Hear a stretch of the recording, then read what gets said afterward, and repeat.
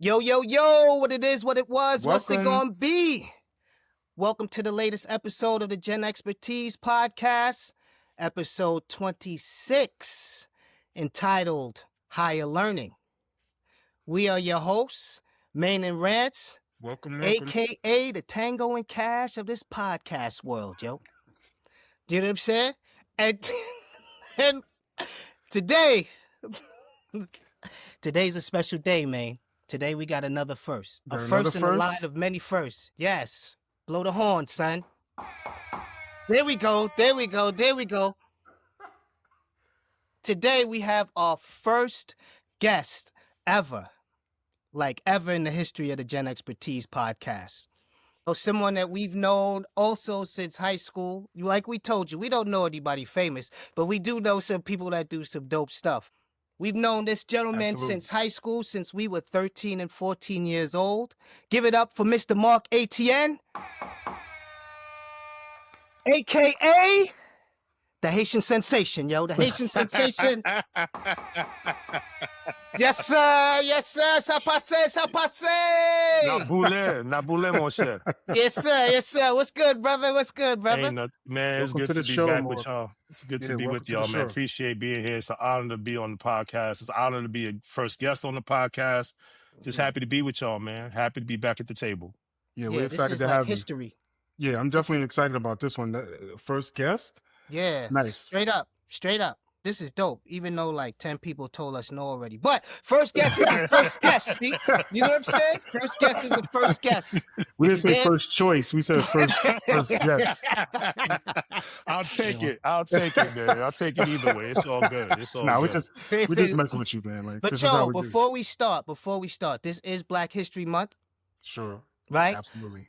I got some Black history. I got a quick tidbit for the people out there, yo. Oh, let's do it. Give it to them. Yes, this one is inspired by the Super Bowl halftime with Bad Bunny. So, bonito. See. So, many people don't know this, but do you know who you can credit for Bad Bunny? Anybody know? No? In the music industry? No, for the halftime. In Black history, for halftime. Oh, yeah. Keenan Ivory Wayans. Bang! There you go. Yeah, so, Keenan Ivory Wayans and Living Color actually did the first halftime show.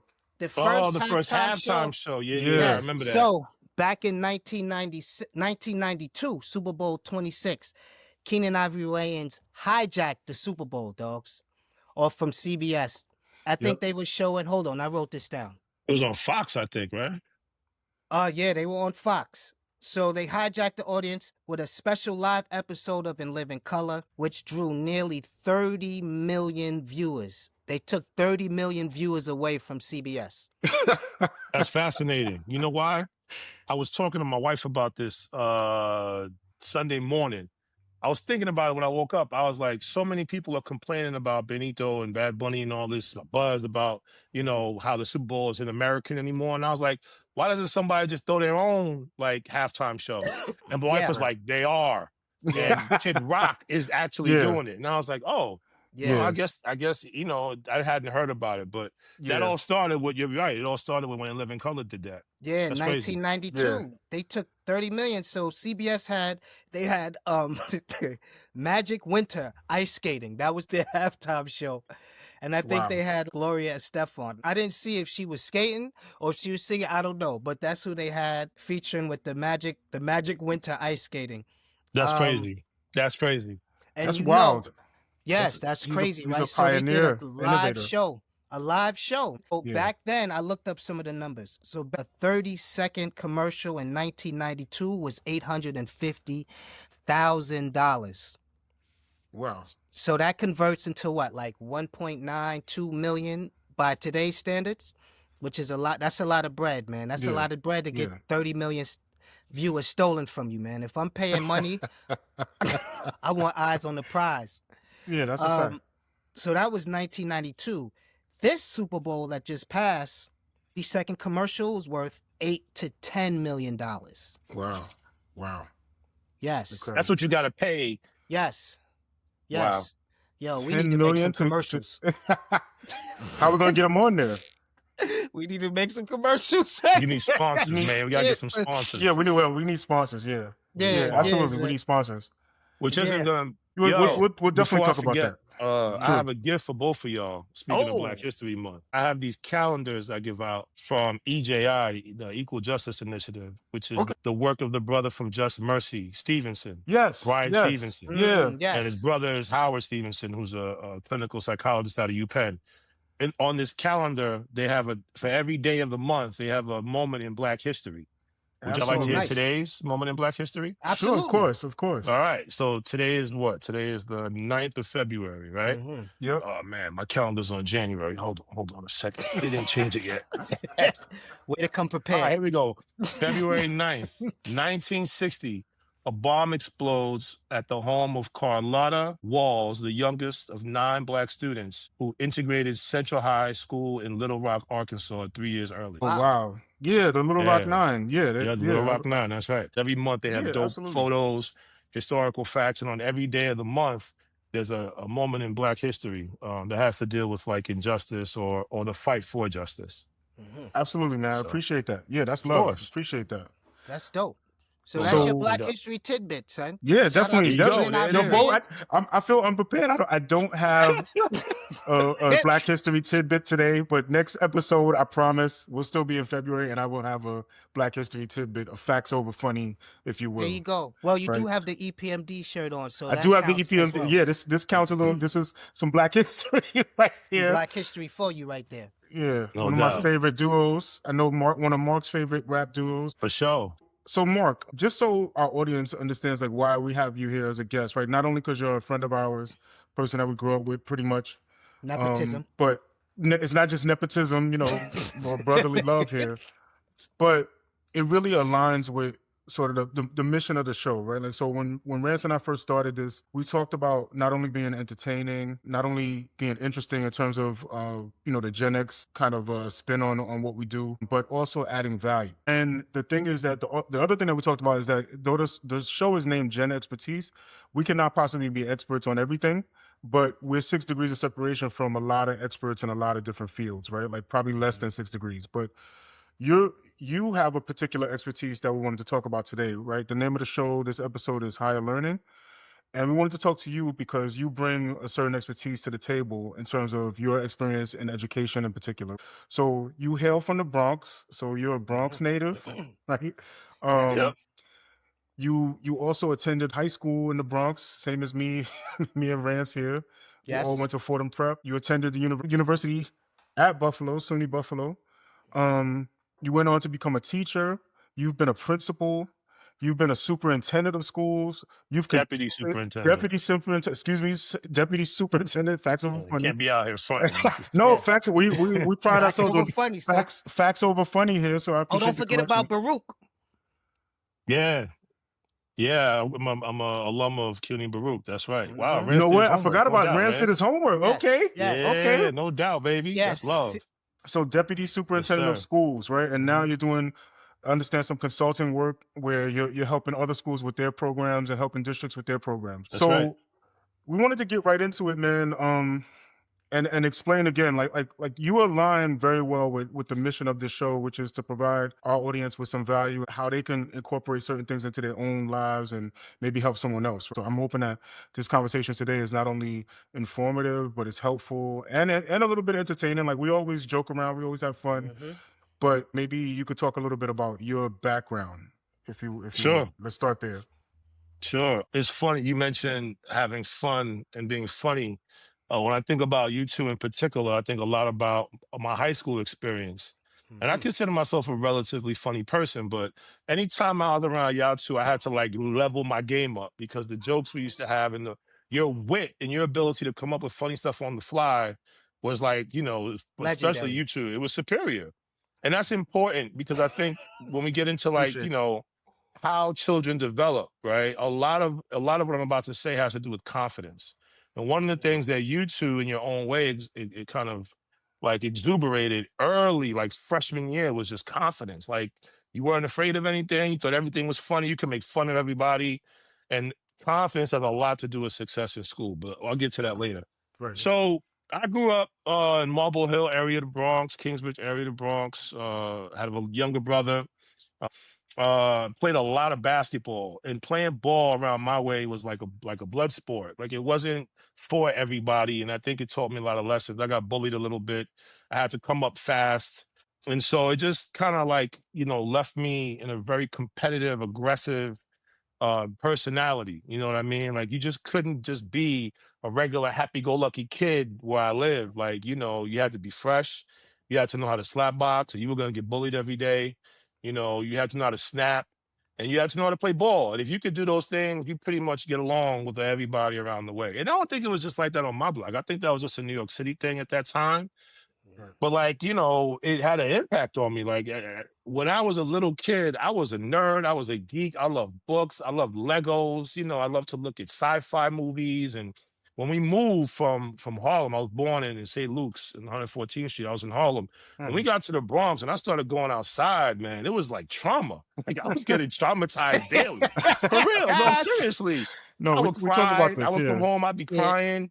And then one day I just got mad. I just got mad at this one kid. This one kid just went too far. And I just pummeled him, just like out of rage. My father had to come out the house and grab me off of him.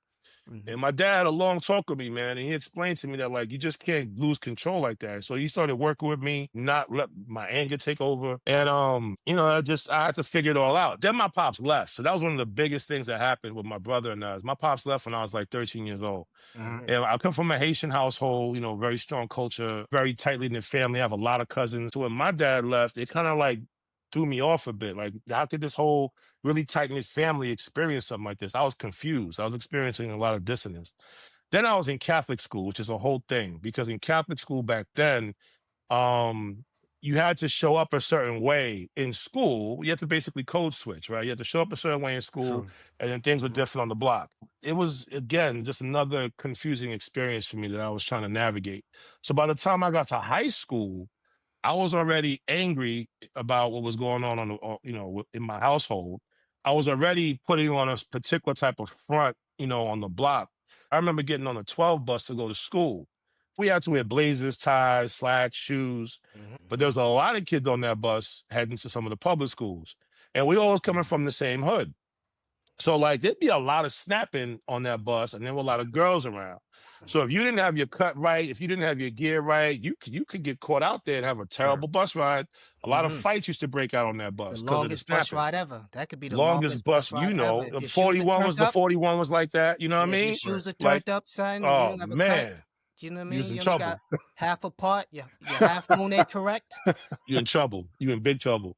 So there was a lot of that going on. And deep down inside, like, I was still pretty sensitive. You know what I mean? I just wanted to go to school, right? And geek out and be a nerd and learn. So I was living this duality, right? I was living this Right. duality of putting on one mask when I'm outside. And then when I get to my class, have another one. Then when I get home, it's a whole different thing because now my mom is on her own. She's working 6-7 days a week. I got my brother, my little brother, I got to pick up from babysitting, make sure he eats, do his homework with him. And I got to do my homework.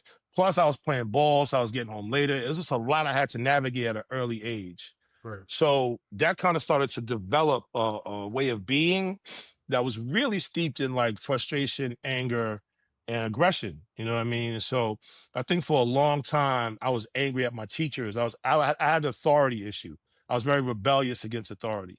Right. So that was what it felt like for me growing up in the Bronx as a kid. I had a lot of fun too, like, hanging out on the block, being with my guys, hanging out with y'all. But underneath all of that was like a fire that was burning because I wanted to do good in school and I wanted to think about my future.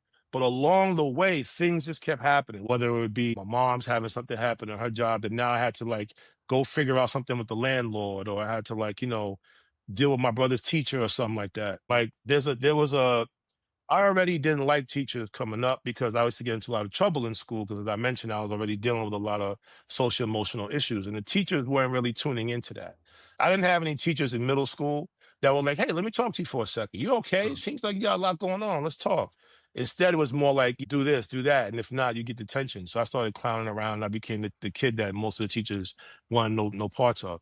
But when I got to Fordham, like it was a very competitive space academically. So I was Sure. one of the smartest kids in my class in middle school. But when I get to Fordham, everybody's smart. So I can't hide behind my smarts anymore. Right? I Dogs, gotta really show. we were all like first honors kids, B. Like I remember when we went there, man. I was like, wait a minute. Yeah. Yeah, me too. Yeah, it's a shock. I was like, It's a shock when I have everybody's to, as do smart I you have know. to study? Like I have to Yeah. study? Like Yeah. it was, you know. It Yeah, was So like it gladiator was school. We definitely. talk about how it was like nerd gladiator school all the time. it was. Yeah, It yeah, was. You know what I yeah. mean? It was It was definitely crazy. a kind of a culture shock going from whatever schools we were coming from in the Bronx, and then going to Fordham Prep where everybody's, like you said, everybody's smart. So Mm-hmm. you're not special just because you're smart. Like what's gonna Nope. make you special is kind of your work ethic, right? Like your ability to Yeah. not give up and to persevere, right? That's the thing I love about Fordham that I credit to this day is Fordham forces you to find out who you really are. You can't hide behind your academics. You can't hide behind your charisma and personality. You're gonna have to look in that mirror and figure out who you are and how you're gonna show up. Quick. So like freshman year, I start, and one of my mans from middle school came with me, which was like, thank God I know somebody in this school. And that was Najee. Me and Najee were cool in middle school. We had a mutual friend. That's how we met. Like we would talk like, yo, I got you if there's a problem and you got me and this, that, and the third. And then like, as time went on, I got to meet y'all and I started to feel confident and we started to have like a thing. But what was wild about Fordham is we sat at one table of like 50 tables.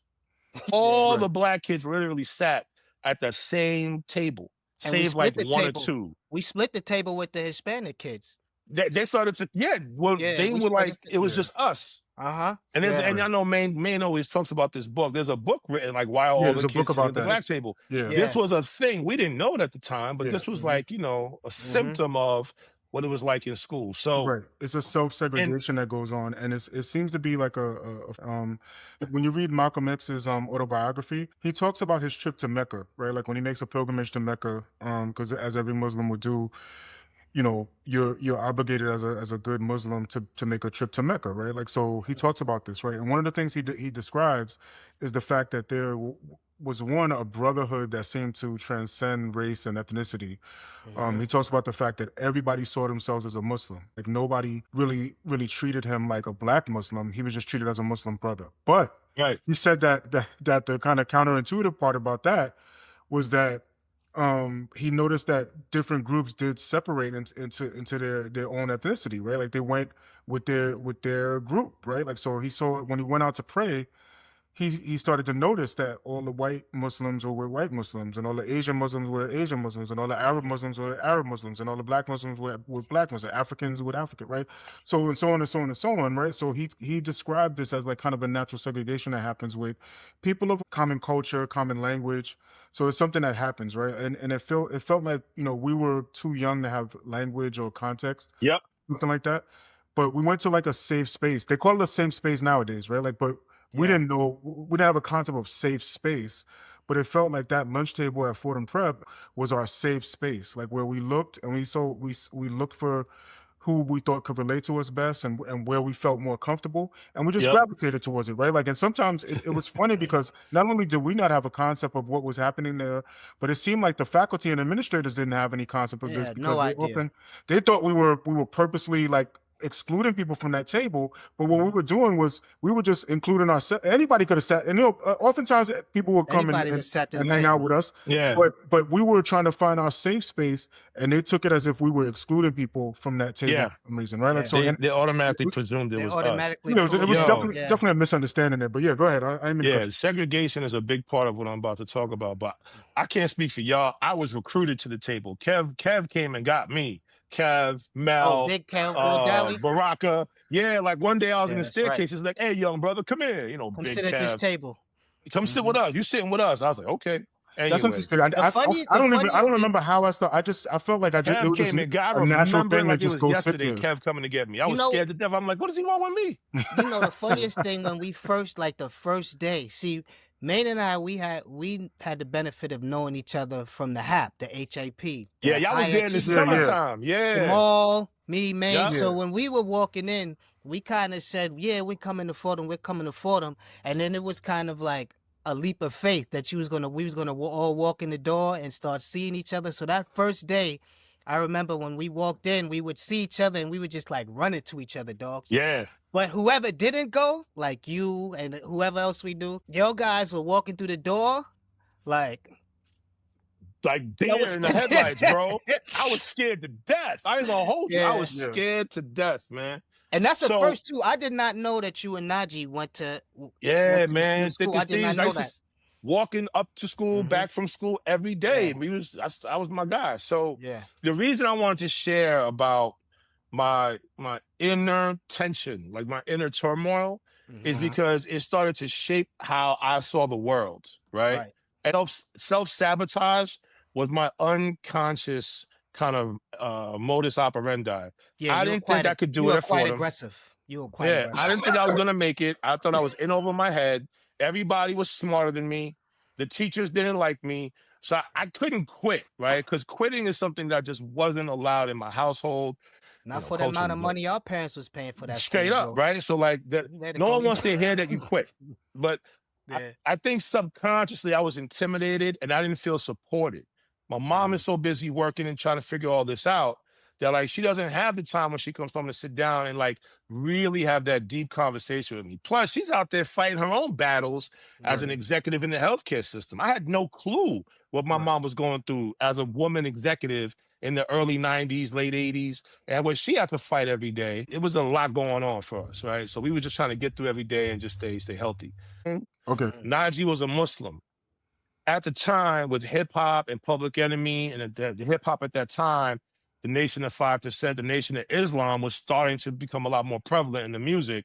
Right. And I was like when Rakim dropped in 86, I was trying to figure it out. Najee was the one that was translating it all for me. He was breaking it down for me. He was introducing me to mathematics. He was introducing me to Malcolm X. So he was like my source for learning things that I hadn't yet figured out. Because in my household, all we did was like, Haitian culture. My parents growing up in my household, until I met Najee and my other friend Arnell, who also went to school with me, until I met them, I did not consider myself to be Black. I considered myself to be Haitian. You know what I'm saying? So one day we got in trouble and something happened. We walking home, the three of us, and she said, and one of them said something like, "Man, they only do that to Black kids." And I was like, "Well, they do it to me too. I'm Haitian." And they looked at me like, "What? Yo, what you say?" And I was like startled by their reaction. I was like, Haitian? Yeah. And they were like, "Yo, you Black, man. Haitian is Black. Jamaican is Black. What's wrong with you?" Right. And it wasn't that I didn't want to be Black. It's just that in the way we didn't know. From Haiti, growing up in Haiti, my parents saw the world was that they didn't see themselves as Black, or they saw themselves as Haitian.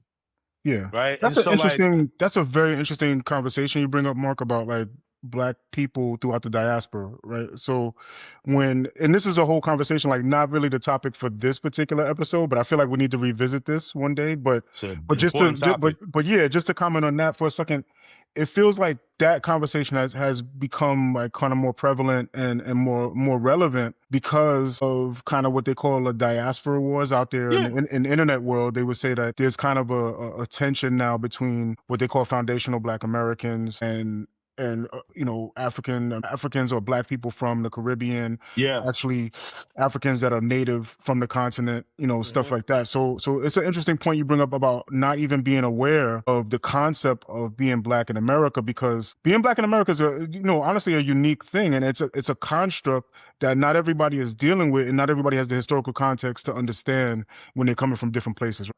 And it's because of our history, like the end of the Haitian independence history, the fact that we overthrew France, the fact that like deep in our culture, we were the only Black nation to overthrow our oppressors. That's a really important thing in Haitian heritage and in our household. Like it's almost like in our DNA. It was almost part of just like how we see the world. You know what I mean? Now, when they're in schools where everybody's Black and brown, like you mentioned, Jermaine, Malcolm X went to the Mecca. Yeah. It happens a little bit more in a more nuanced way, discreetly, right? So like if you go to a school in Harlem and all the kids are Black, then it becomes like what block you from. You know what I mean? Or like if you play ball together, whatever. Right. But when you go to a predominantly white school like we did, right? We find each other, like you said, because like we know that we're gonna be safer together, right? Like a moth to the flame. And what that speaks to is what I want to talk about. So the educational system in America is based on a paradigm. It's based on a paradigm that all children have an innate fixed amount of intelligence, the bell curve, right? So like the way that testing works, the way that curriculum is designed is that some kids are always going to be smarter than others. You got the majority of kids in the middle, and then you got the kids all the way on the other side of the curve. These are kids that might have special needs, the kids that might have English as a second language, or kids that just didn't learn how to read on time, so they're delayed. Their development is delayed.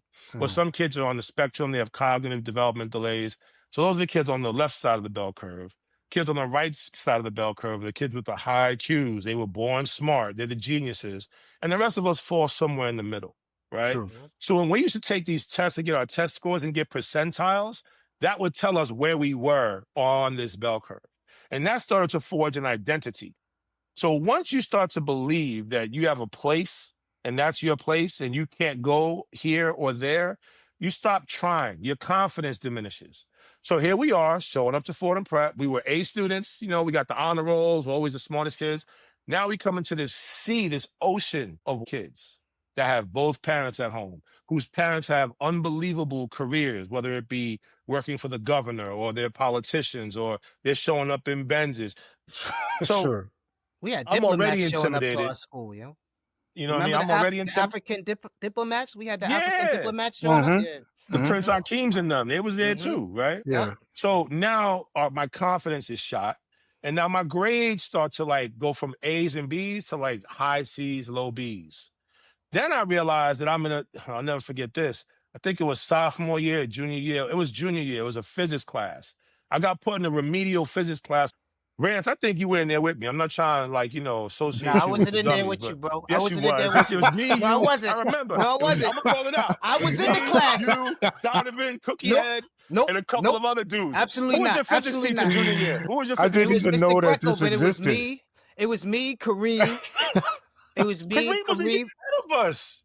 So I wasn't in your physics. Yo, whatever. I was Anyway, that's beside the point. That's beside the point. We were in the remedial class, and not Rance. Rance was in a different class, but I was in the class with the the dudes remedial at the year physics above us. class. And he was talking to us like we were 5 years old. The way he should try to explain things to us, I Sure. felt offended because of the way, like, in his mind, you kids are here because you don't know anything. So I have to spoon feed it to you. Sure. But as a really smart kid, I was like, yo, why is he's trying to play us? And Yeah. that just really just shut me down. I say all that to say, when you're in an innate ability paradigm, kids know whether or not teachers think they're smart or not, Right. starting from kindergarten. There's research that shows if teachers tell kids that they think that they're smart and they can do well, the kids will perform better than if the teacher says nothing at all or says that they don't think they did very well. Right. Teacher expectation drives everything in the classroom. Right. So my whole academic career, I was like rebelling against my teachers because I felt like they didn't believe in me. So my whole point was to prove them wrong. But when I got to Fordham, I was tired. Like I Right. didn't want to fight anymore. So that became my lens of how I saw teachers. So we were in school fighting. We were on the street, right? Ta-Nehisi Coates writes about this in his book, Between the World and Me. Right. We're on the street trying to survive and navigate. And then we come to school trying to navigate a different kind of danger, which in the end lowers our confidence. And the reason why confidence is important is because one of the people I want to be like when I grow up, like my hero in the education world is Dr. Jeff Howard. And Dr. Jeff Howard did some research at Harvard. He's a Harvard professor. I had a chance to take his course when I was in grad school. And what he teaches is there's another paradigm, right, called the efficacy. Well, he called it the efficacy paradigm. But basically what he researched is people who have confidence and apply effective effort will develop faster than anyone, whether you were born smart, whether you come from wealth, whether you have experience. The amount of practice you have paired with your confidence is what leads to rapid growth and development, whether it's athletics or whether it's in the classroom. Sure. When I realized this, when I was in grad school, all my memories of high school came flashing back. And I remember classes where I really tried hard and I really wanted to do good. And those were the classes that I rocked in. And Right. the classes where I thought one of the teachers felt a way about me or didn't believe in me, I quit. I didn't even want to try. And if I did, my energy wasn't towards learning. My energy was towards proving the teacher wrong. Teachers in public education, some of them are very conscious and aware of the importance of expectations. And they Right. use language every day to support, to build confidence, to let the students know that they cared for, to set high expectations, and they monitor them to make sure that they're on a trajectory of success. A lot of them are unaware. They're not aware of the impact they're having on kids when they show them certain body language, or they make certain comments, or they do certain things, and the kids pick up on it. Right. And once your confidence is shot as a student, everything falls. So the first part is confidence. The second part we took for granted is the ability to learn how to read at a young age and read Sure. well. Once you know how to read anything, you can read whatever you want and just begin to acquire knowledge and play with knowledge and learn different things and go into different topics and genres. But if you struggle to read, you won't try as much, right? You Right. won't like practice and get the reps that you need to get better. So you'll avoid text, you'll avoid books, you'll avoid all things related to reading. And as you get older, it gets worse and worse and worse and worse. And if there's no intervention to help you develop that skill set, you become an adult that really can't engage in literate activities. There's a large population of our country that can only read below a high school level, whether you're white, black, whatever. That's just the facts about, Those are literacy the in numbers. America. Those are the Mhm. Right. numbers. Mm-hmm. So when you're not able to read, to learn and acquire knowledge and continue to get knowledge and then test that knowledge like we do when we debate, right?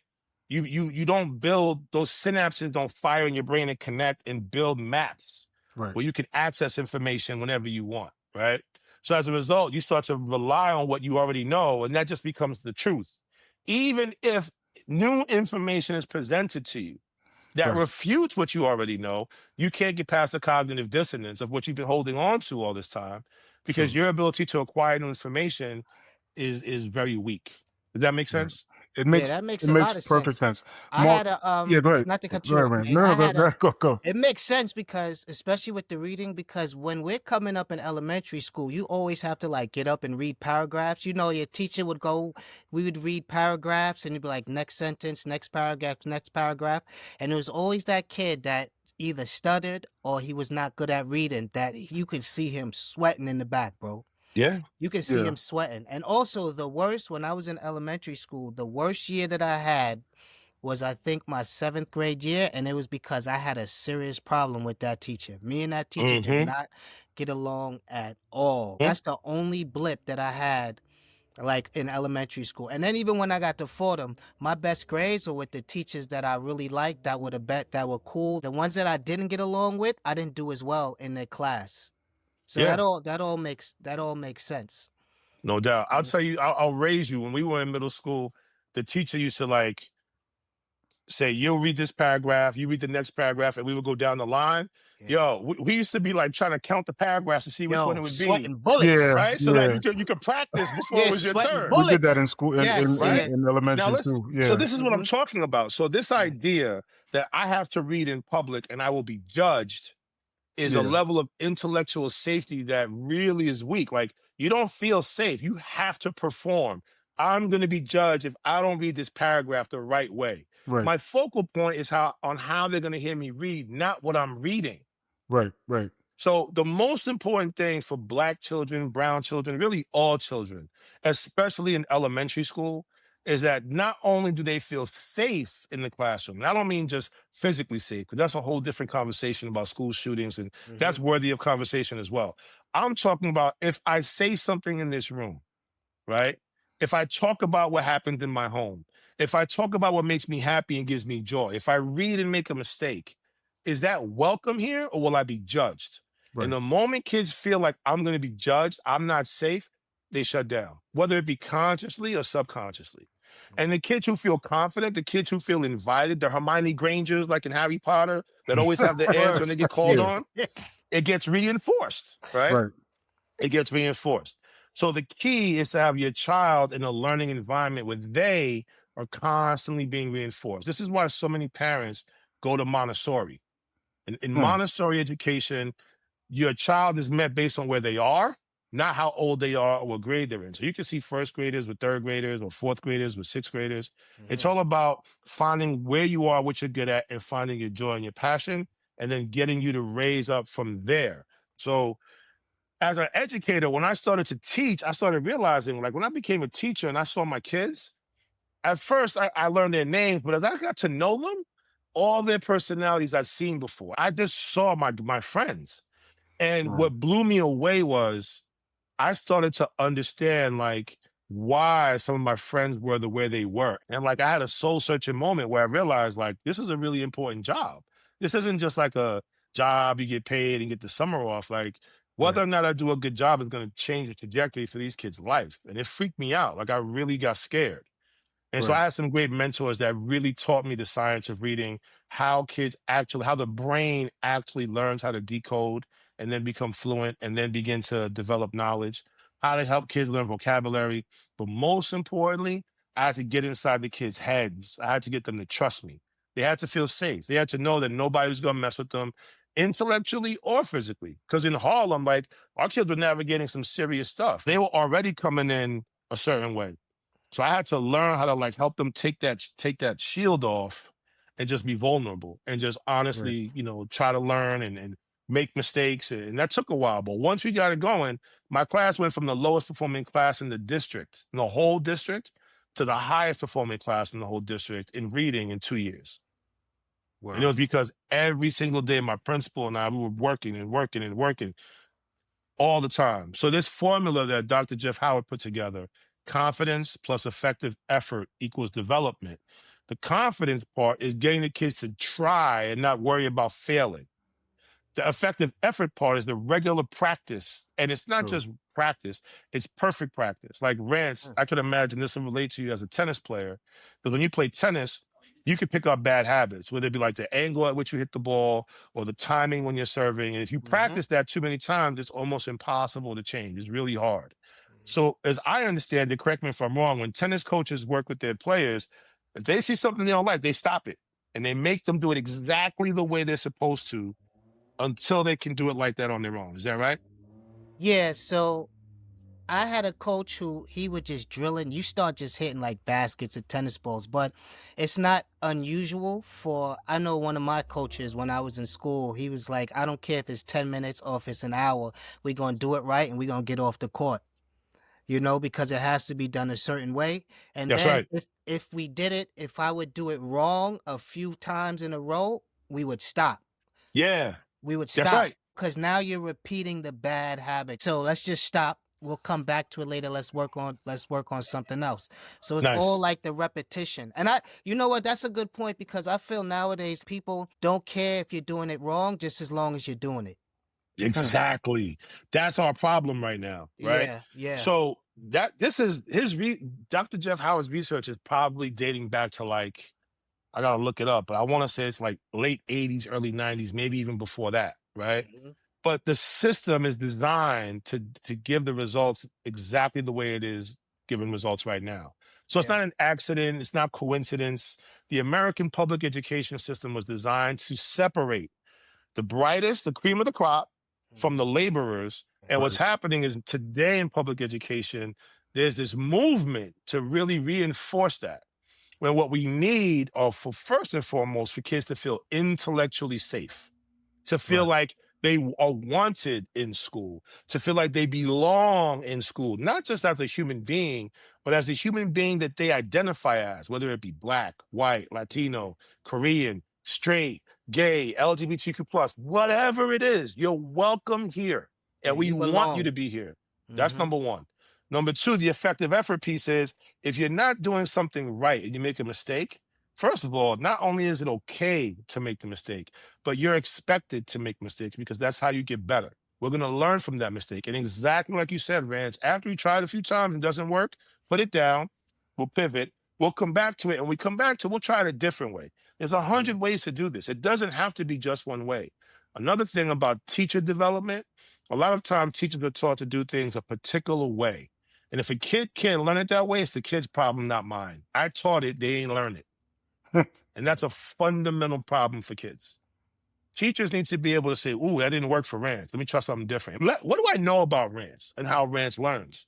Mhm. What are the things that Rance loves to do that when he's doing them, he can't stop learning? Because what I'm doing isn't working. So I need to meet him where he is and help him learn a way that's going to help him to accelerate. Then when his confidence is up, I'll get him to take some risk and try things a different way. So it's not just let Rance do it his way. It's start with that so you can get him to do it a different way. But what happens is teachers say, do it this way. You either don't want to do it that way because you don't know how and you're scared.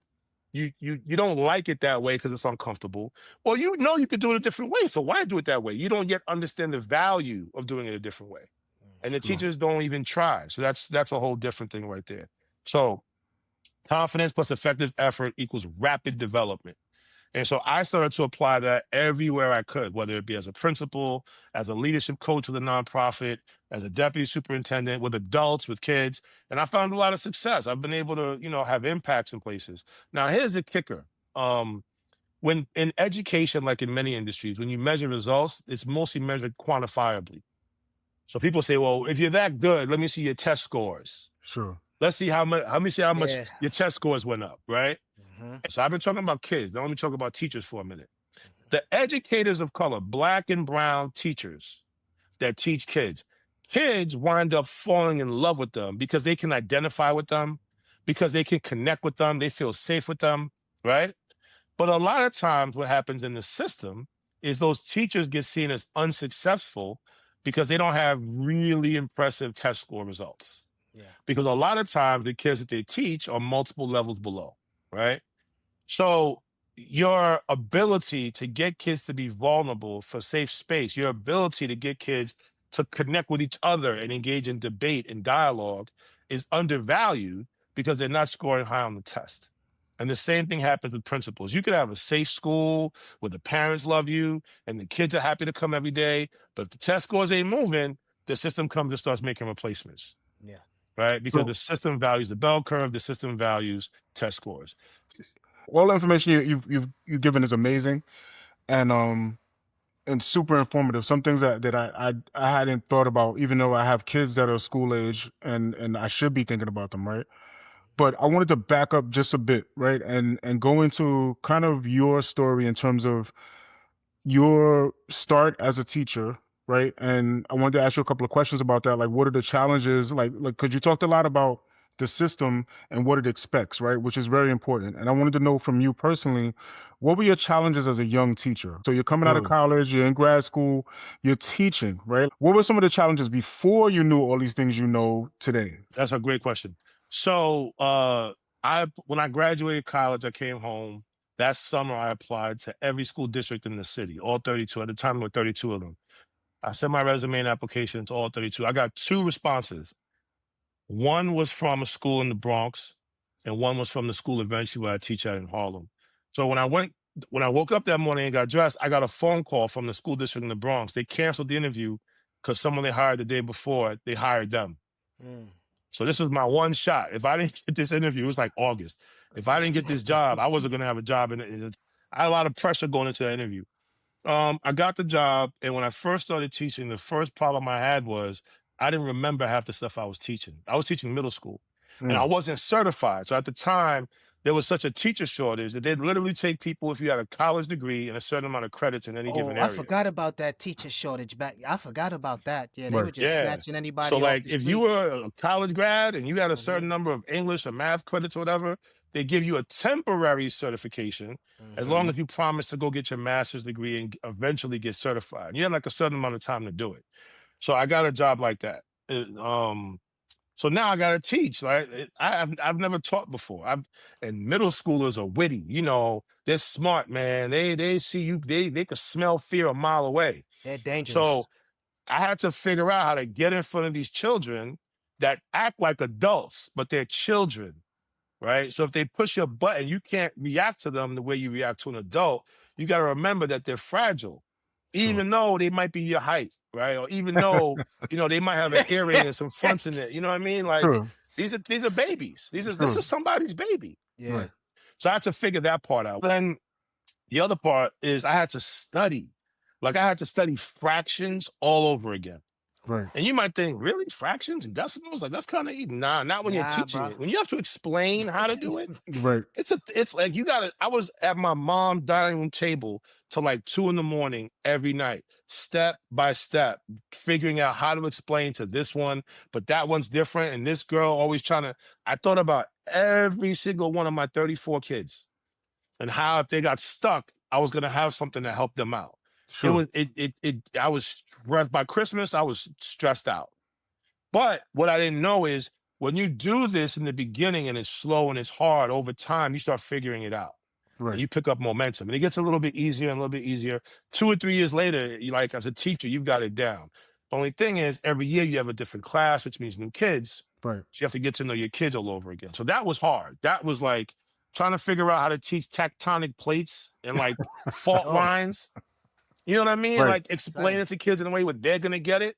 Sure. You know what I mean? Like, my daughter came and home talking also, about the Pangea, and I forgot exactly what that was, son. yeah. And you gotta keep the bar high. Like it's easy to like say, okay, how do I make this so easy for them to get? Yeah. But you have to use high vocabulary. You have to let them know that they're capable of really smart stuff. You got to challenge them. So figuring all that out was just a nightmare, man. But my principal was incredibly supportive. We're still friends till this day. Right. I mean, he would come in my classroom. He'd find all the things I was doing wrong, the things I was doing right. He cheered me on. He put pressure on me to get better. He was an excellent coach. He was an excellent developer of teachers. A lot Right. of the people that he developed as teachers went on to become principals and do all kinds of things in education. I was very lucky to have him. He's one of the main reasons why I have the career that I have today. I'm living with my mom, and my mom is, it's hard when you're a young man, living Sure. with your mom. God bless my mom. Without her, there's so much that wouldn't be possible. But it was rough, man. My mom has a high bar. You know what I'm saying? Y'all met my moms, man. Yeah, She's absolutely. a short little general, man. She's always in my stuff. She's always on my. Yeah. So that was hard Right. too. So Yeah. and I also wanted to ask you about the challenges making the transition, right? Like, so you went from teaching, and it sounds like you learned a lot about creating that kind of emotional safe space for children, which is extremely important. It sounds like they need to have that safe space in order for the learning to even begin. They first Mhm. need to trust, their teacher and their administrators. They need to understand that they're in an environment where they're welcome. But I wanted to ask you another, just personally, about your transition from the teaching environment into becoming a leader and a principal. How did that come about, and what were some of the challenges there? There were a lot. And in retrospect, I don't like to say it, but it's the truth. I think in some ways, I started as a principal too soon because there was a lot that I just hadn't learned yet. From a leadership perspective, there was a lot that I had learned, but at 26 years old, to have 103 staff members, of which you're the youngest, Yeah, in you the were like the middle of this. youngest. You was like one of the youngest principals in the city. Yeah, yeah. And Yeah, you like, know what I mean? at the time, the reason is because so many schools were failing that the traditional development process of school principals, which is basically to hire people who had been assistant principals for like 20 years and then make them principals, wasn't working. So there were these innovative projects starting to like take people that had incredible leadership potential, train them, and then put them into these schools and see what would happen. So I Right. was a part of that movement early on in the early 2000s.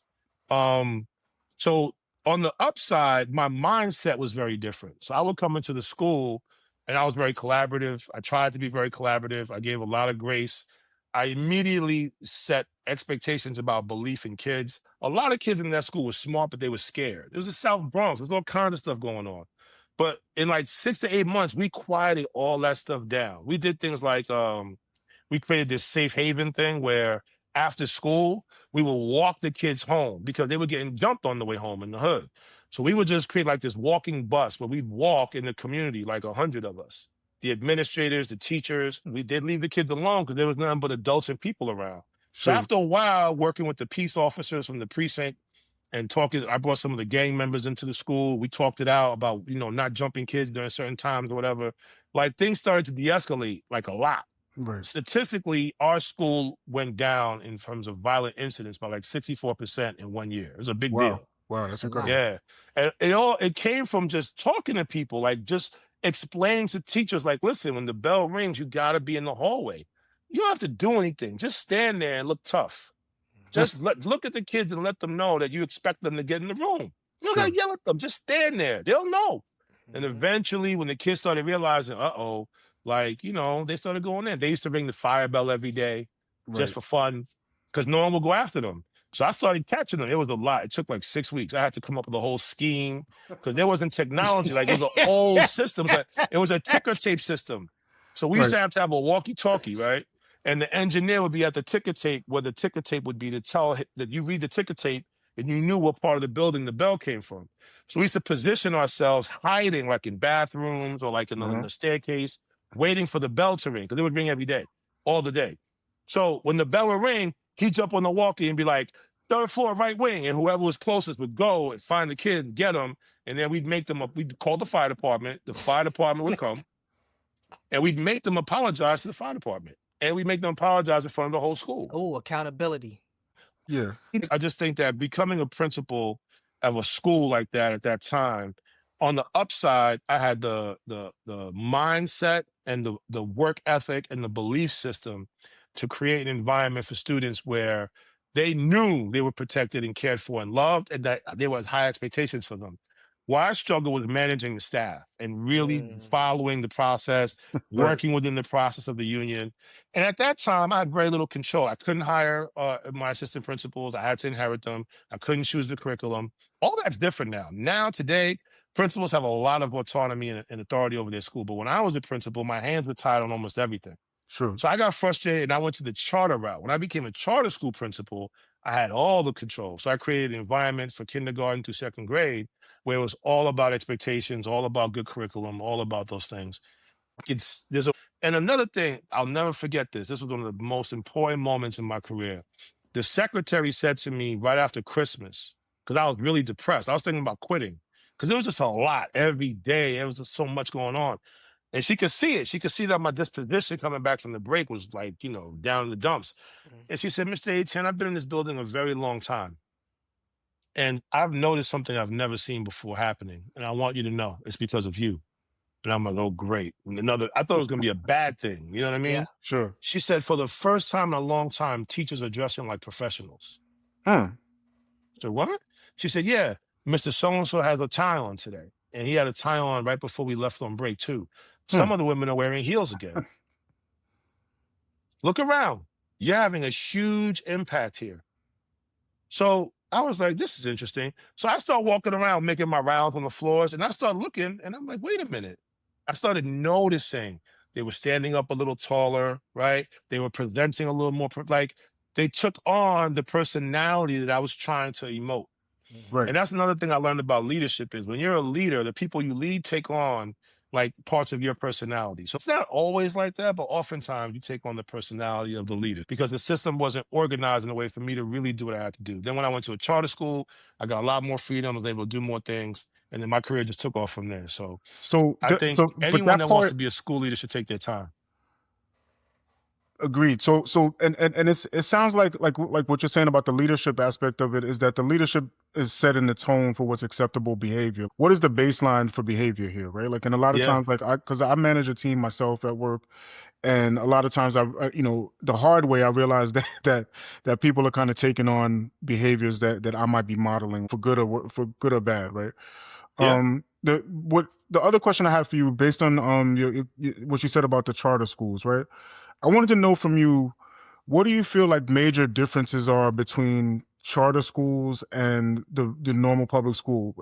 You probably know some of the history of this as an educator. Is that in 1954 you had the desegregation of schools, right? And as a result, some Yeah. places Brown in the versus Board. country, yeah, Brown versus Board of Education, exactly.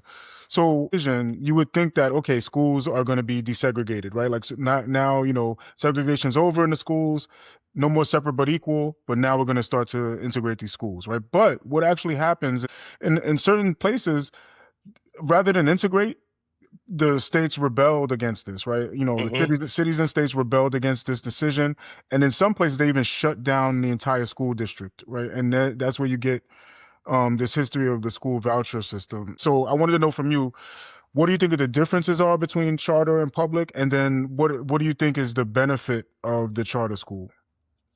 So I wouldn't necessarily agree that the purpose of charter is to exclude some. I think it happens. I think Right, charters definitely exclude kids, right, but I don't think that was the intention and purpose of charters. I think the major difference between the charter sector and public schools has to do with the structure.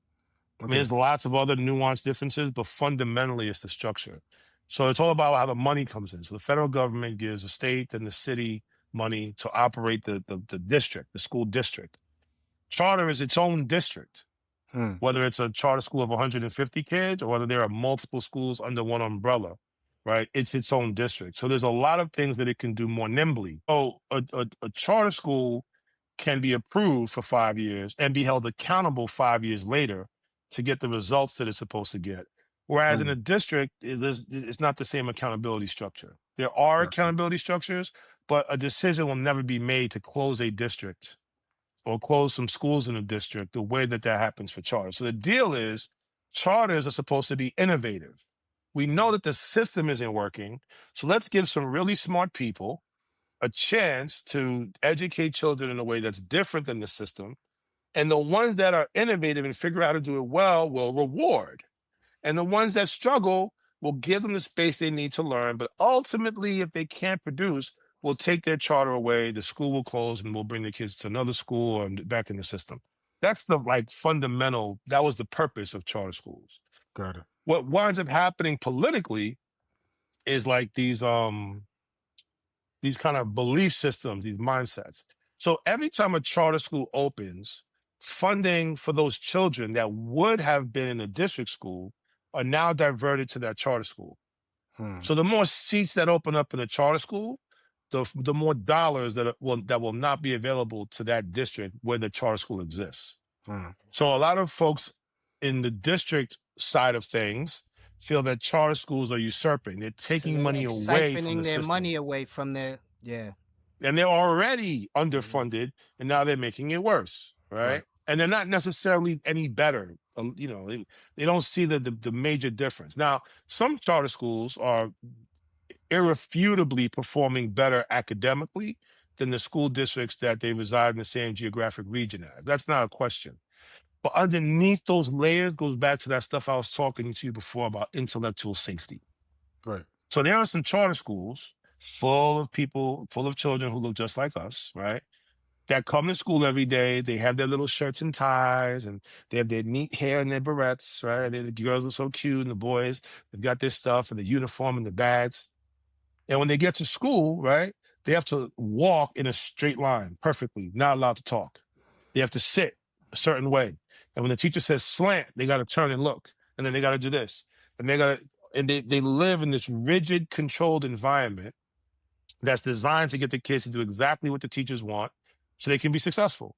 And along the way, the grades go up, but internally, some of them tormented and traumatized. Now, I gotta be honest, I'm a little torn on this topic because I know a lot of these people. I'm friends with some people that have run these schools. I was a part of the movement at one point of charter schools, so I understand it at a very deep level. Sure. And I can see a perspective of people saying these kids are being treated like they're in jail. It's they have almost very like limited they're being freedom. Institutionalized. They're being I remember institutionalized. reading an article about this. Yes. There's a big difference between a child that goes to nursery at 2 years old, Head Start at 3 years old, pre-K at 4 years old, kindergarten at 5 years old, and first grade at 6 years old. That kind of progression of development, socio-emotional academic development, creates a student that by the time they're in second and third grade, when the teacher says, all right, boys and girls, have a seat, have your pencils out in 3 and 2 and 1. That kid has developed executive function where they go, okay, it's time to get to work. I know what that is. It's time to be serious now. Let me get my stuff. Because they've been doing that since they were 2, 3, 4 years old. A kid that goes straight to kindergarten from the home environment where they've been outside playing and doing what they want and watching TV, and now they're in second grade, and in kindergarten and in first grade, they had trouble with their teacher, and now they're in second grade. They don't know the expectations. They're not going to listen they to don't you. understand the expectations as well. Yeah. So that's happening a lot. They create this culture where it's like before you do anything in the classroom, you have to earn it. And a lot of people have problems with that. And so during COVID, a lot of the teachers started speaking out about this, right? And they started naming it, and they started giving examples. They started posting videos, and they started launching a whole bunch of investigations. So there's a lot of tension between charters and districts. I think at the end of the day, a good school is a good school, whether it's an independent private school, an urban public school, or a charter school. There's 3 key ingredients that make up a good school. Number one, the teachers are are conditioned. And Mhm. by conditioned, I mean the leadership has set the expectation of how we do things here. And the conditioning is one where kids feel safe in the classroom. No one's going to be forced to do anything. No one's going to be yelled at for anything. No one's going to be judged or made to feel less than. Period. Even if the kid is wrong, even if the kid made a mistake, there are ladders of steps and consequences that are taken. There are interventionists that come in to support, whether it's social workers, behavioral specialists that work with kids, so that the teacher's not on their own, right, dealing with a student that might have oppositional defiance disorder or something like that. The second thing is there are clear expectations of what kids have to learn every day and every week and every month. What is a grade level standard? Right. Private school, they can kick you out, Right. right? But the bar is the same for every kid. And you're either going to get there or you're not. And we're going to help you get there, but we're not going to change the bar. In urban public schools or any schools, being very clear on what quality work looks like for that grade level is essential. And all things that are taught should be towards that bar. And if that's not clear, then there's going to be trouble. And I think the third thing, and this is it's not a funny thing, but I think it's underrated, is it's got to be fun, man. Kids got to have fun in school. You know what I Right. mean? Like, if school's not fun, like, what's the point? Learning has to be fun. So there have to be rituals and cultures and things that the school does, traditions that are dope, that make you want to be at that school, that make you feel proud to go to that school. When I was a teacher, we used to do this thing every summer, right before the end of the year. We used to it was like a field day, and we used to play capture the flag. And there was like all the eighth graders and seventh graders from one side against all the eighth graders and seventh graders from another side. So it was like 60 kids against each other. And we gave them different colored t-shirts, and we had these flags made. We went to Van Cortlandt Park. We used the whole park. It was an all-day thing. And we had like this structure to it with rules. The teachers got involved. And the kids lived for this. Like, you couldn't wait to do that. There were other things we did too. But it was Right. fun to go to our school. I loved going to school every day. So it's Right. got to be fun. Last thing I'll say about this is expectations start in the home. But Sure. for some parents, they don't have the time. My mom set the expectations, but she didn't always have time to follow up. You know what I mean? She was Right. busy. So there's a lot of times where I pump faked her and told her I was doing fine, but I wasn't really doing fine. She found out too late in the game to do anything about it, and she would be mad about it. Yeah. But I think in the classroom, expectations matter. So the one thing I want to say to all the people who are listening that, see your podcast is, it Right. doesn't matter whether they're in kindergarten or seniors in high school. As a parent, the most important thing, your most important job, is to make sure that when your kid goes to school, they feel safe in that classroom. They feel like they are smart, that they can learn, that that teacher's going to help them learn. And if for any reason, they think that that teacher has a problem with them, it's worth sitting down and talking about it. It is worth it. And they're not going to always tell you. You ask your kid, how was your day at school? It was fine. And you Right. think it's okay. No. I don't ask my kids, how was your day at school? My thing is, tell me about today. What happened today? Give me 2 great things that happened and 1 thing that sucked. Every day, my daughter, my youngest, who's in 7th grade, she's Right. like, Dad, today this sucked. And the dope things that happened today was this and this. And that gives me just a little insight into what she's dealing with. Sure. Like, yeah, Mark. And so this leads to a question I was actually going to ask you that you actually are answering right now, where I wanted to ask you about what you thought of the importance of advocacy, right? Like, and it sounds like you're saying, like, within the school, the teachers and the administration have a certain responsibility to provide a safe space and an emotionally safe space as well, right? But then Absolutely. but then there's the other side of it, like you said, like where the parents or whoever the guardians are and people outside the school also have a responsibility there to know that to let the children know that they have advocates, right? Yeah, just Like when positive reinforcement. It's positive reinforcement. That's Right. exactly right. So that's a huge thing for kids. They crave that. And when they don't get that, they start to believe they're not good enough. So when Right. things happen in school, they accept it. They don't have the gumption in their gut, in their soul, to stand up for themselves and say, "No, I'm not." Do you know where I'm from? Do you know who my parents are? Do you know do you know where I come from? Do you know the lineage from which I come? Do you know what my family's like, my village? My Like, father's my the children know. superintendent of principals. Yeah, like my kids know they come from a village. Really, anybody, really. You know what I mean? Because I And knew where I came from. I knew that I had a foundation that can't be broken. And I and think that that's a lot of the friends that I had the right. same thing, because I saw the same thing in them. So And I that's what I think mean. that's the key Yeah. to advocacy. Yeah, exactly. Advocacy matters. That's exactly what I was getting at with the advocacy comment. That it builds like a sort of confidence and a foundation in the child that is kind of unshakable, even if they're facing some adversity at the school, or there's some situation where they need to talk, right? Real quick, 'cause I know we gotta wrap this up. I Sure. wrote an article my senior year. I don't know if y'all remember this, but it also changed my Oh life. God, was You this remember the that? when they was telling us go back to Africa? Yeah, I got us in a bunch of stuff. You sure did, man. You got me kicked out of a class for that, son. I don't Yeah, you recall. remember that? Right. So I wrote the article from a perspective of a Black American, and I'm realizing that the American intervention is very much benefiting America. You learn about is political propaganda. And I took AP American History, and that was a huge part of the content is understanding propaganda. So now I'm seeing the propaganda, right? So I write this article. So after I write the article, he puts it in the newspaper, and I'm almost getting jumped every day after school. The same kids on my team that were my friends are like ignoring me, call me Yeah, he put that a up on the traitor. he put that on the op-ed of the Yeah, school. man, he called me a the traitor. school newspaper. He said, I thought you was our friend. Rance got kicked out of a class. I started getting shady. I sure did. Teachers were acting shady towards me. It was a perspective thing. As a writer, I was offering a perspective. But just the Right. idea that I could even think something like this, I was penalized for it. Ironically, I want to know, I still have the award till this day. In senior, when we graduated, I won an award for that article.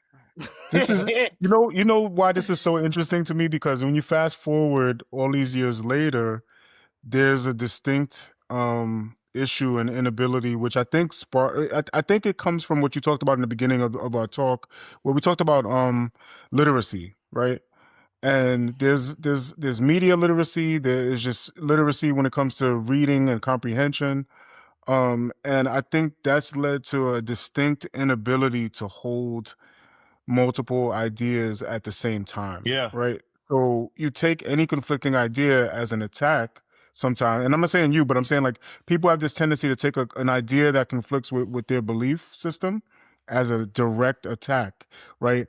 And sometimes if that idea has so much data to back it up, it attacks their cognitive dissonance, like you said, and causes like a existential anguish and angst that leads to this visceral reaction of like, you are attacking me. Now in 2026, you know, we could see many examples of that same issue today, of this inability to hold multiple ideas at the same time, even if those ideas conflict Exactly. without. And the ability to be able to hold these ideas and wrestle with them and test them out is critically important. So I wrote this article, and writing this article is my way of trying to evolve into this next version of myself. And what happened is I got beat up so bad figuratively that I think for years after that, I regressed in the ability to hold different ideas together. And it wasn't until I Sure. like got to college and like really started to step back and really look at things that I regained that ability. And through reading, obviously, like just reading different things. Right. I remember I read Khalil Gibran in college, and I was like, whoa, like I got to rethink some things here. But today in high school, between social media, Instagram, and all the messages our kids are getting, they don't have that opportunity to do that. They're not encouraged to do that. We, growing up, were encouraged to fight the power. The music we were listening to armed us with knowledge and ideas that encouraged us to go to the Schomburg and start reading and make up our own minds about stuff so that we could debate and hold different ideas. So Focus ways to more on look the at this critical debate. thinking. What'd you say, Rance? We have to focus more on critical thinking. That's something that they don't focus on that we Right. used to. Like Yeah. everything was we said that we did, we had to explain ourselves. Now, if you disagree Right. with me, then you're a hater or you don't know what Exactly. you're talking about. So people are scared to disagree, and people are scared to speak their mind, and people are scared to say Right. their opinion. So I have two daughters, right? And like when I became a dad of daughters, I had to do a lot of like stepping back and thinking. One of the things I'm most proud of to that point, Rance, is I engage with my daughters in ways that require them to have to stand up and not only like speak up, but like debate a little bit, like explain their thinking, feel Yeah. comfortable and confident to explain why they want something, like so that they're not just told no, or they're not just made to feel less than, or well, I ask my children, particularly my daughters, a lot of time, why do you feel that way? I know you don't know. Like, I That's know why that. I'm asking you. I want Let's to know work what you on this. think. I want you to tell me Right. what you're thinking. Let me inside your head and tell me what you're thinking. And then, Mhm. eventually they'll start talking about it. And I take that very Right. seriously. I work really, really, really, I went to therapy for it and everything. This is So, interesting that you mentioned that, That's Mark, dope. because Rance and I have talked about this before, like about the difference between the way that we grew up and then the way that we're raising our own children in terms of like, when we grew up, it was kind of like you did what your parents said for the most part, and they didn't really need to justify themselves, and you didn't have a lot of say so in some of the decisions, especially as a young kid, right? that's right. Whereas like now, like the way I know, like speaking of what you were just saying, like I'm raising my kids in a different way. I have a son and a daughter, and I'm raising them both to kind of like not be disrespectful at all, but like to push back a little bit. Yeah. Like don't even me if I say something and you disagree with it, you're allowed to say you disagree. Like I might have the final decision and say, right, as your father, and so as my wife, like we're gonna have the final decision and say, right, but we're kind of raising them different in a sense that you have the ability to tell me why you disagree or or change my mind if you can, Right. but if you can't, then I'm gonna have that final say. But I think the difference is that we're allowing them, like you said, to voice their opinion, to tell us how they feel. But that wasn't always the case with our generation, and I think that's an important thing for boys. And like you mentioned the important relationship between a father and a daughter, but I think for both my children, I'm doing that, and I think that's extremely important because they go out into the world with that same kind of posture. Like if I'm always crushing their opinion and I'm telling them do it because I said so, and don't question me, they become the type of people that don't question. That's right. They become the people that see authority as something that cannot be questioned, or cannot be challenged, they cannot push back. Yeah. And I think that's an extremely important thing because I think in my own life I've had a tendency to be quiet when I should have spoken up. To keep your mouth shut was a survival skill for us in many Right. ways. You're Today's a 100% little right. different between social media and the way Yeah, that good well that said. culture has evolved in America today. It's a lot easier for people to speak up now. In fact, people You're right. speaking up too much, if you ask me. So, like, Yeah, that's a I just fact. It's a don't. double-edged sword. You're absolutely Yeah, right. you know what I mean. I think that, and Yeah, another thing, absolutely. boys. That's a good point. So our son is an athlete, right? He got called up to varsity sophomore year. And Sure. like, there's a lot of pressure on him because the team wasn't doing too good. So the first couple games, he did great. They won 2 in a row. And in the third game, it was a close game. He missed a shot that could have made the difference. The next game, he had a bad game. So I'm like, yo, man, we talked about this, man. And there's just certain things about his game I've been talking to him about. It felt like he wasn't listening. So I'm, doing the Mark thing, right? I'm like, yo, Mhm. man, we talked about this. Like, what you think was gonna happen when you drive in the middle lane and just stop? You think they're just gonna let Yeah. you just shoot? They're gonna let you you're gonna turn it over. And he just starts crying. And I was shocked. I was like, whoa, I pulled the car over, Mhm. got out the car, I got him out the car, and I hugged him. And he just started bawling. And I just Mm. stood there on the side of the road, just hugged him for like 5 minutes. We just stood there embracing. I started crying a little bit. And I was like, yo, let me remind you of something I don't ever want you to forget. I'm already proud of you. There's nothing that you need to do that you feel like I need to see. I love you unconditionally. Don't let this basketball talk get you so upset that you feel a way about me or me and you. Like, you've already made me proud. You don't have anything to prove. Let's talk about what's really Sure. going on.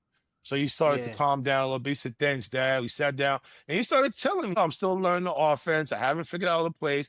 I think I yeah, know how to fix it. I'm like, all yeah, right, so what we going to do? How are we going to talk to coach? What you going to do with your teammates? We worked out a plan and he went on. They went to regional chip. And he was like, player of the week like 3 times. He just got player of the week last week. You know what I mean? Mm. that's So dope. that Yeah. moment, I realized I wasn't paying attention to my son. I was caught up in my own high school memory. I was I Yeah. was the He was Al 15-year-old Bundy kid. in it, yo. He was I Al was Bundy Al in it. Bundy. I was the 15-year-old Uh-huh. kid that should have been better, but wasn't doing what I could have did. And that's what I was hearing. Yeah. And I was stuck. And now I'm giving that to him. You And was I hitting didn't them with realize that. it If I until I was saw him you, if I crying. had that talent, if I was you, I would have did this. I would have did that. You had your time. Your I time is had my, done. and I did what I could with my time, and that's that. Uh-huh. So Yeah, that's a therapy helped wrap. me with that. A lot of people I come across, man, they look at therapy as for like softies, look at therapy as like punk Mm. stuff.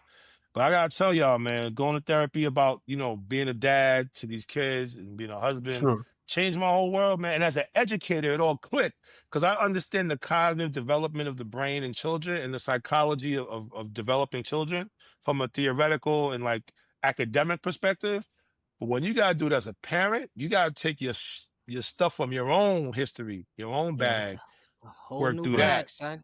And I It's a whole think new that bag, yo. teachers got to do that too. So to bring it full circle, I just think that you really got to know yourself to be a great educator and a great parent. And if you want to help your kid be great at school or anything else, you got to first do your own work and then advocate for and protect and really love on your kids and make sure that anyone that comes in their environment brings that same energy, or they don't get to be around your kids. Getting to be around your kid is a privilege. It's a privilege to be around my children.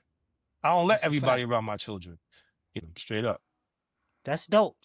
One more So, question. So my last question is, if you could wave a magic wand, right, and you had the power, what would you change about the education system in this country? Oh my God. one thing, wow.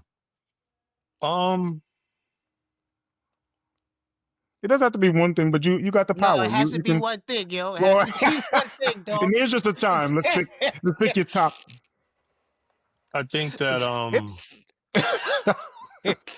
if I could change one thing in the education system, I would change the way the teaching profession is treated. I think if teachers were paid the same salaries as, Wall Street executives or, Mm, higher ups in industry, government, That's and a good one. for Yeah. profits, and the development and the curation of the knowledge of teaching practice were treated with the same kind of respect and rigor that, like, say, the Army Corps of Engineers is treated, right? sure, If sure. education was treated that way and to be a teacher was held at that level of regard and handsomely paid, I, for one, would still be teaching because teaching is the favorite job I've ever had, right? But like, if teaching is only going to pay you enough money to barely make it, eventually you have to leave the profession. So if I could change anything, teacher training and holding it at high regard, I think would shift the way that teachers treat kids. I think it would change the way people think about education. It would change the way people think about learning. And more kids would be in school and more kids would be going to college and developing career skills that lead to better lifestyles. But because there's public education, private education, and in private education, the vast majority of knowledge, skill, resource is curated so that you go to a Columbia Elementary School in Manhattan and eventually you make it to Princeton and Yale versus you go to Brandeis, right? Or you go to, I was just at Lehman High School the other day in the Bronx. And then from there, you go to BCC or you go to BMCC or you go to, Albany. No shot at SUNY Oh Albany. man. I love SUNY Albany. I'm just kidding. That's some Wow, SUNY shots fired. politics there. Hey, Nah, I hey. shout out to all my people from Albany. I'm just The kidding. views I'm of just Marc kidding. Etienne are not necessarily the views of Rant and Main and the Gen I'm just Expertise joking. podcast. I'm just joking. My cousin went to Albany. It's a dope school. A lot of great guys and gals that went there and do great I know a things. It's lot of just a good joke. folks from Albany Making that good money, graduated from doing great Albany. stuff. I'm Yeah. just Yep, kidding. But my Mm-hmm. point is, like, there are I know pipelines what in you this mean. country Right, based on where you start and where you end up. And if you make the Right. right. most of it, you can succeed. So holding that industry in the way that other countries do, I think would change the entire American lifestyle landscape. That is All right. that's an excellent answer, man. I appreciate it very much. That's a good one, and that's a good way to cap off this this episode, This I think. wild and crazy Gen Expertise episode 26 in the books, yo. Shout out to our now day 26s, Day 26. Oh, whoa. our day Anyway, I'm not gonna go there. 21s, and then everybody in between. And as usual, and as always, shout out to our day one, and shout out to my man, the Haitian sensation, Marc Etienne. You my Mark, brother, appreciate Ça you, man. man. Money, passe, boy. ça Na passe. problème, Appreciate mon you. cher. Où qu'on est? Appreciate you, man. This has been a good conversation, man. Appreciate it very much, man. You No coming doubt. on. It's all love, man. You know what it is, man. But this has been incredible to have you as Yeah. the first guest. Shout out to Yeah. the adults that invested in us and stood by us, even though we was going through it. They saw it. They didn't say nothing to us, but I think they saw it, man. They kind of was there for us when we didn't really expect them. So even though some of them 100%. are going Shout to, out to them. and yo, shout out to us, man. We all we got. It's only getting harder out here. I thought when you got older and made more money, life would get easier, but it's getting harder. No So I'm problems. just glad to be reconnected. You know what I'm saying? Rance, I can't wait to hang out with you again. I got a lot of jokes. You know, I know you got a lot of jokes. I'm gonna have a lot of fun, man. Just trying to reconnect. I'm gonna try to get up there and hang with y'all, man. But yo, this is good. We gotta do this more often and just stay healthy, man. Just keep doing what we doing because we all we got. So Absolutely. appreciate That's y'all for right, real. man. So as we Absolutely, man. usual say, power to the podcast. Power to the podcast. Power to the podcast. Peace.